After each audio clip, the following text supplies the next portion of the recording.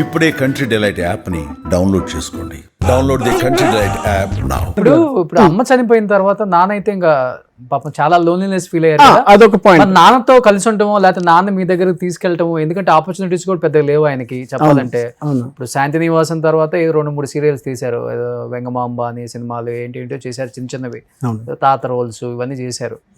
అంటే తర్వాత అయినా కానీ నాన్న అంటే అంత ప్రేమ ఉంది మీకు, మళ్ళీ చిన్నప్పటి నుంచి నాన్న కింగ్ లాగే చూశారు. నాన్న చనిపోయే స్టేజ్కి ఎందుకు నాన్న దగ్గరికి నేను రావటం, నాన్న మనం చెప్పిన విండో మొండితనం ఎక్కువ, కొన్నాళ్ళు ఆయనతోనే కలిసి ఉందాం, మన దగ్గర టాలెంట్ ఉంది, డబ్బు ఎక్కడున్నా సంపాదించుకోవచ్చు, హైదరాబాద్లో కూడా చాలా మీకు ఆపర్చునిటీస్ ఉన్నాయి, ఇక్కడికి వచ్చి నాన్న సుఖపెట్టలేదు ఎందుకు మీరు మరి ఇంకా? సో కమింగ్ బ్యాక్ టు దుబాయ్కి వెళ్ళి రావడం, వచ్చిన తర్వాత ఇంట్లో ఎవరు లేరా, ఇక్కడ నా కోసం ఉండిపోరా అంటే ఉండిపోయి, సరే ఇప్పుడు నాకు జాబ్ కన్నా ముఖ్యం మా అమ్మని చూసుకోవడానికి ఒక పార్ట్నర్ కావాలి, నన్ను చూసుకోవడానికి పార్ట్నర్, అప్పుడు పెళ్లి చేసుకున్నాను. పెళ్లి చేసుకున్న తర్వాత నేను వైఫ్ మా అమ్మ నాన్నతోటే ఉన్నాం. ఉండేటప్పుడు ఇప్పుడు కొంత మైండ్ సెట్స్ మీకు తెలుసు కదా, చాలా సెన్సిటివ్, ఎలా చెప్పాలో తెలియదు. మా మదర్కిను మా వైఫ్ చాలా క్వైట్, నోరు కూడా ఇప్పదు. But somewhere it is not happening. మా వైఫ్ ఏమంటుందంటే, తను నేను కొన్ని 5 కండిషన్స్ పెట్టుకున్నాను. అంటే నాకు 90sలోనే చాలామంది ఆఫర్స్, సినిమా హీరోయిన్స్, చాలా మంచి వెల్ ఆఫ్, లాస్ట్ టైం ఇంటర్వ్యూలో కూడా చెప్పాను, 200-300 crores ఉండే ప్రాపర్టీ ఉండే వాళ్ళంతా నీ పిల్లనిస్తా చేసుకుంటా అంటే లేదు, మన తోపులాగా ఏదో ఒకటి చేయాలని 5 కండిషన్స్ పెట్టుకున్నాను.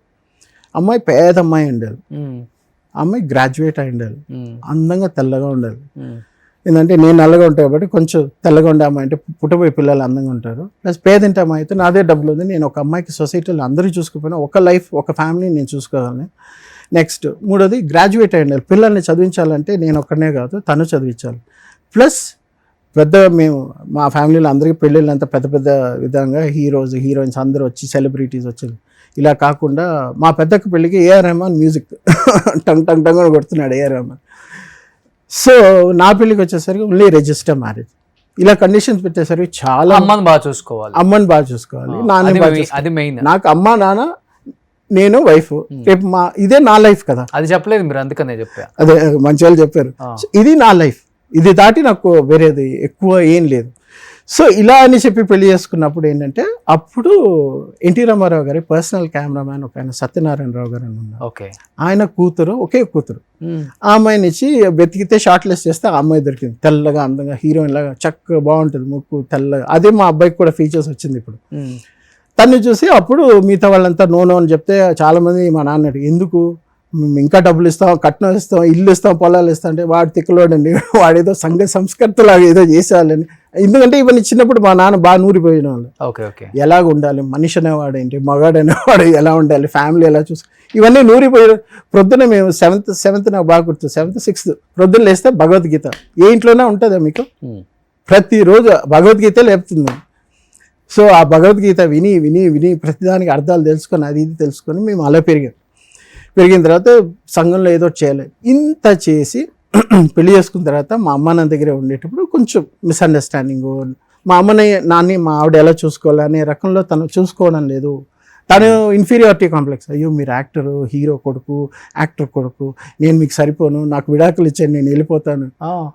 నాయన మా అమ్మని ఎంత బాగా చూసుకున్నారో రేపు నాకు వచ్చే పిల్లని కూడా ఎంత బాగా చూసుకోవాలని, నేను నిన్ను అలా చూసుకుంటే నువ్వు ఎందుకు భయపడుతుంటే, మీ ఎక్స్పెక్టేషన్స్ చాలా ఎక్కువ ఉంది, నేను ఇంత ఎక్స్పెక్ట్ చేయలేదు, సో మీకు చాలా ఎక్స్పెక్టేషన్ ఉందంటే, ఎస్ యూ విల్ హ్యావ్. ఒక కొత్త ఇంటికి వెళ్తున్నావు, మంచి ఫ్యామిలీ బ్యాక్గ్రౌండ్ ఉండే వాళ్ళకి వెళ్తున్నావు అంటే we have to change, you take your time, అవన్నీ కూడా చెప్పాను.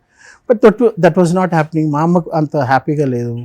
సో ఇద్దరు దగ్గర చూసుకోవడం అంటే పిలిస్తే చేయడం అవన్నీ ఉంటుంది, కానీ తనకు ఒక సిగ్గు, బిడియం, భయం అన్నీ ఉంటాయి. సో మనం తప్పు కూడా పెట్టలేము, బికాస్ ఎక్స్పోజర్ అనేది వాళ్ళకి ఉండాలి, 10 మందితో తిరిగే అలవాట్లు వాళ్ళకి ఉండాలి, పెద్ద కుటుంబం ఉండాలి.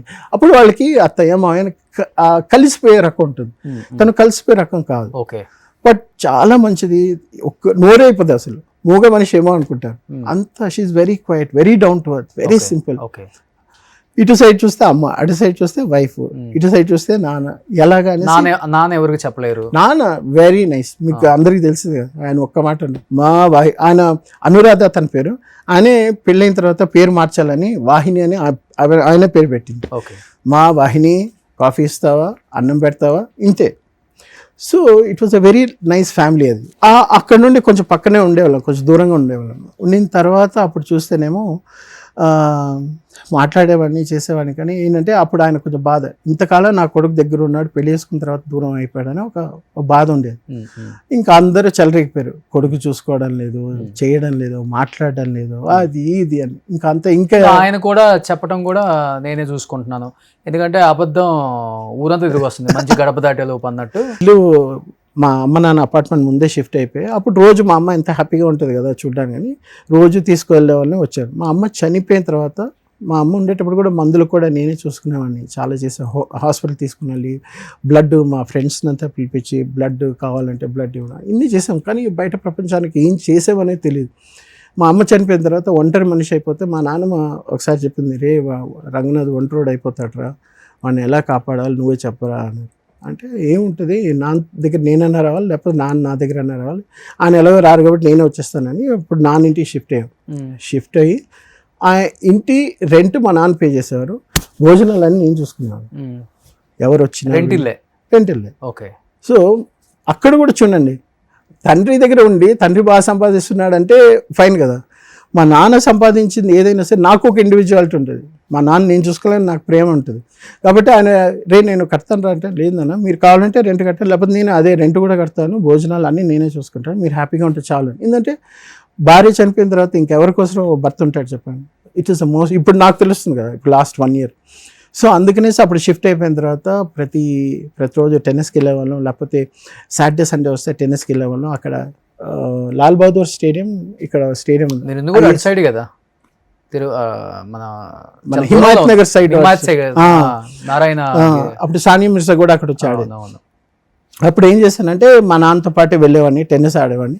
వచ్చిన తర్వాత సాటర్డేస్ నేను వీళ్ళతో ఐఏఎస్ ఐపీఎస్ ఆఫీసర్స్ వీళ్ళంతా ఉంటారు, రిటైర్డ్ పీపుల్, మేము ఈవినింగ్ సెషన్ రా అంటే నేను, నా వైఫ్, నా కొడుకు, మా నాన్న తీసుకెళ్ళేవాడిని, డ్రాప్ చేసేవాడిని. వాళ్ళు గెట్ టుగెదర్ అంతా అయిపోయిన తర్వాత నైట్ అంటే ఈవినింగ్ 6 వదిలితే నైట్ 12, 1 అయిన తర్వాత 2 అయినా సరే ఆయన తీసుకొని వచ్చి ఇంట్లో పడుకోబెట్టి, ఆయన తిరగకపోతే అన్నం తినిపించి నేను పడుకోబెట్టాడు. మా నాన్న అడిగేవారు, ఎందుకురా నేను పడుకున్నా కదా మళ్ళీ రేపు తింటా కదా. లేదన్నా, తినకుండా పడుకుంటే మంచిది కాదు కదా, నీకు ఎందుకురా నా పైన ఇంత ప్రేమ అని. అదే ప్రేమ ఇప్పుడు నా కొడుకు పైన ఉంది. నా ప్రపంచం చాలా చిన్నది, మా అమ్మ, నాన్న, నా కొడుకు, నా భార్య, అయిపోయింది. ఇంకెవరితోటి బయట ప్రపంచం నాకు పని లేదు. ఎవరో ఫ్రెండ్స్, నాకు చాలా హెల్ప్ చేస్తున్న వాళ్ళు మా ఫ్రెండ్సే ఉన్నారు చాలామంది. నేను రిలేటివ్స్ ఎక్కువ మందితో పెట్టుకుని కూడా. నాన్న ఎన్ని రోజులు ఉన్నారు ఇద్దరు కలిసి? అంటే మీ ఇద్దరు కలిసి మేము ఆల్మోస్ట్ లైక్ 1-2 years ఉన్నాం అంతే. దాని తర్వాత ఏమంటారంటే డిఫరెన్సెస్ వచ్చినాయి. లేదు, మా ఇద్దరికి ఎప్పుడు మేము ఇద్దరు లవర్స్ లాగా, మరి ఒంటరిగా వదిలిపెట్టి మా నాన్న నేను ఒక లవర్స్ లాగా, ఒక ఫ్రెండ్స్ లాగా, జిగిరి జాన్స్ లా ఉంటాం. ఏది పడితే అది మాట్లాడతాం, నవ్వుకుంటాం. మా నాన్న ప్రపంచంలో మీరు ఎక్కడ చూసినా నవ్వడం అనేది కనిపించదు. నేను ఒక్కనే ఆయన పగ పడేలాగా నవ్విస్తాను. నేను, నాకు మంచి సెన్స్ ఆఫ్ హ్యూమర్. రే ఆపరా ఆపరా ఆపరా అంటారు, పర్వాలేదు నవ్వండి అన్న, మంచిదే అంటాను నేను. So we are thick best friends. So అక్కడ ఏమైపోతుందంటే వీడు దుబాయ్కి వెళ్ళిపోయాడని ఒక కోపం, మళ్ళీ వచ్చిన తర్వాత వీడికి వాళ్ళ వైఫ్కి, నా వైఫ్కి, ఇద్దరు అత్త కోడలు ఏమో నాకు తెలియదు, వీడేమో సెపరేట్ ఉంటానంటున్నాడు అని. అది సో ఎక్కడో దగ్గర he feels very bad, he's missed me a lot. నేను దుబాయ్కి వెళ్ళినప్పుడు 1 year 1.5 year నాతో మాట్లాడాను. ఓకే.